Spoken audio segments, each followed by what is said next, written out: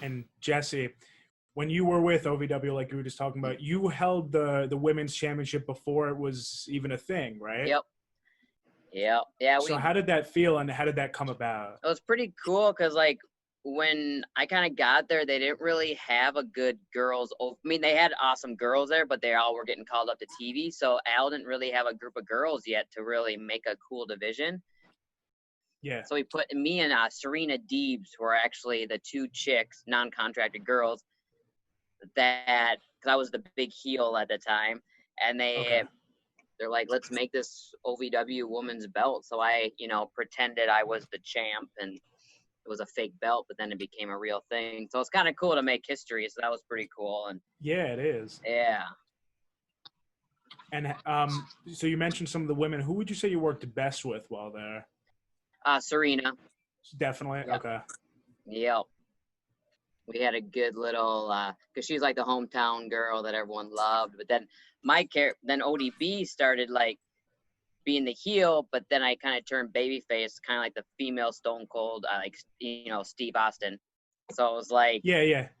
It kind of was like I got more like people related to me more because I was so different, and so that was the story of my life. It's like, oh, she doesn't look like any of these divas. Now it's like, or they're not called divas anymore, but now it's like everyone looks so different. Back then it's like they had they go through their stages. Each era was so different. Right.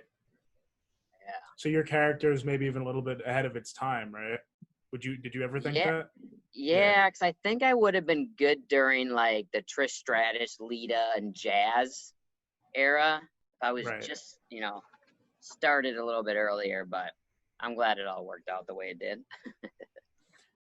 Yeah, and can you talk about that? Like, why is it that you pursued TNA over WWE? And is it true that Triple H actually told you to go sign, encouraged you? Yeah. Yep, he did. Because I remember it was 2007 when Terry Taylor reached out to me and said, hey, we want you to be, one of the original knockouts. We want you to start our division.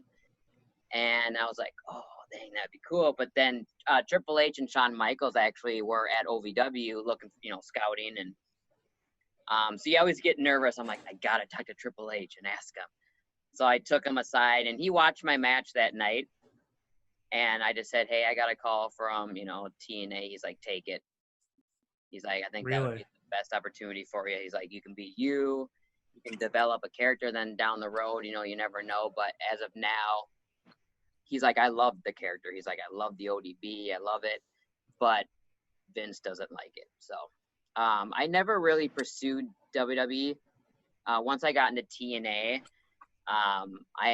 they let me do my thing. And I think if I ever went to WWE, like, I wouldn't even want to go there right now. So it's like, unless I could bring my food truck. I had TNA just let me do my thing. And that was the best part. Like, I didn't, because so many wrestlers, just sit backstage and wait, just sit back there and eat catering. And it's like, at least I got to do so much there. So I'm glad there's so much out there too. You got AEW, NWA. Right. You got so many places you can go work.